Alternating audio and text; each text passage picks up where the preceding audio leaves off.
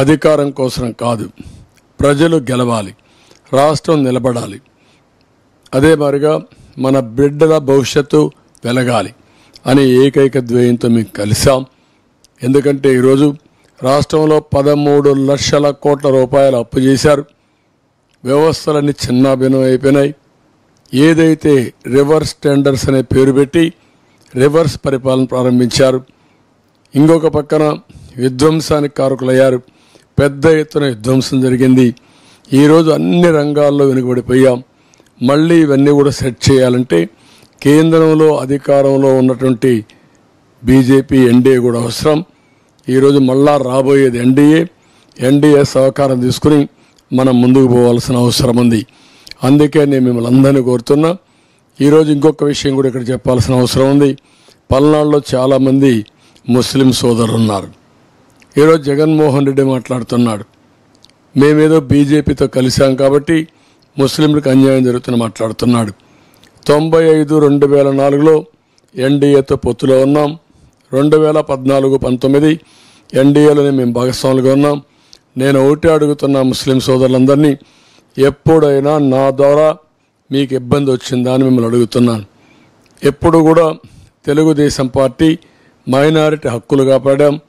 మీకు రక్షణగా ఇచ్చిన పార్టీ తెలుగుదేశం పార్టీ.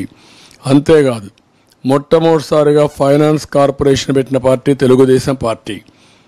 ఉర్దూ రెండో భాష కింద 13 జిల్లాల్లో అమలు చేసిన పార్టీ తెలుగుదేశం పార్టీ. హైదరాబాద్లో ఉర్దూ యూనివర్సిటీ ఆ రోజు వాజ్పేయి గారి పీరియడ్లో దాన్ని ఏర్పాటు చేసిన పార్టీ తెలుగుదేశం పార్టీ.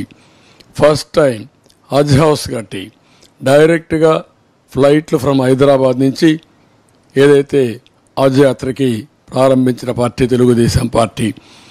రాష్ట్రం విడిపోయిన తర్వాత మళ్ళీ ఒకసారి మీరు ఆలోచిస్తే కర్నూలులో ఉర్దూ యూనివర్సిటీ పెట్టాం. కడప, విజయవాడలో 2 హజ్ హౌస్లు కట్టాం. అదే సమయంలో దుల్హాన్ కింద ఆడబిడ్డల పెళ్ళిళ్ళ కోసం ఆర్థిక సహాయం చేశాం. రంజాన్ తోఫా ఇచ్చాం. అనేకమైనటువంటి షాదీఖానాలు కట్టాం.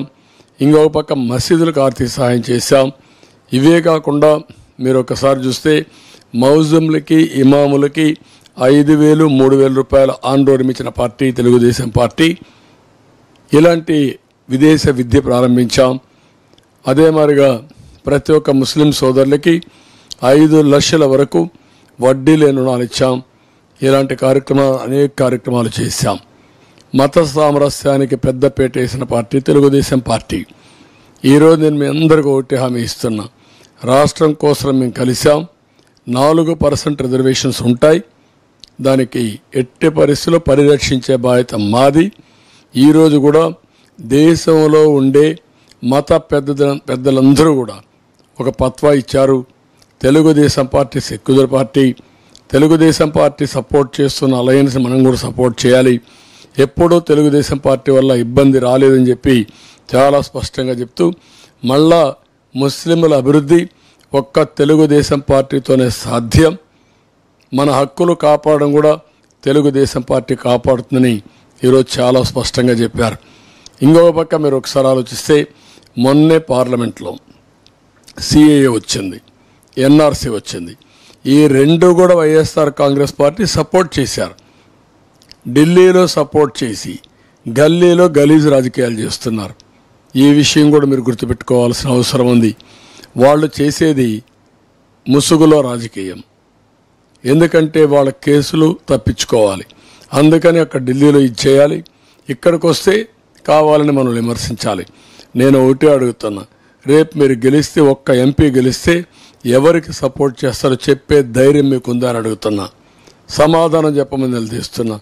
మేము బేషరతుగా చెప్పాం, మేము పొత్తు పెట్టుకున్నాం, ఒక సెక్యులర్గా ఉంటాం, మీకు న్యాయం చేస్తాం, రిజర్వేషన్లు కాపాడతాం.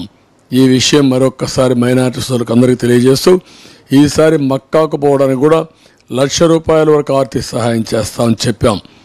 మళ్ళా దుల్హాన్ ఇస్తాం, అదే మరి రంజాన్ తోఫా ఇస్తాం. ఇది కాకుండా ఇమాములకి, మౌజంలకి 10,000, 5,000 రూపాయల ఆందోళన ఇస్తాం. మసీదులకు ఆర్థిక సహాయం చేస్తాం. ఈ విధంగా అనేక కార్యక్రమాలని నేను ఎలక్షన్ మేనిఫెస్టోలో పెట్టాం. మిమ్మల్ని ఆదుకుంటామని చెప్పి కూడా నేను మీకు తెలియజేస్తున్నాను.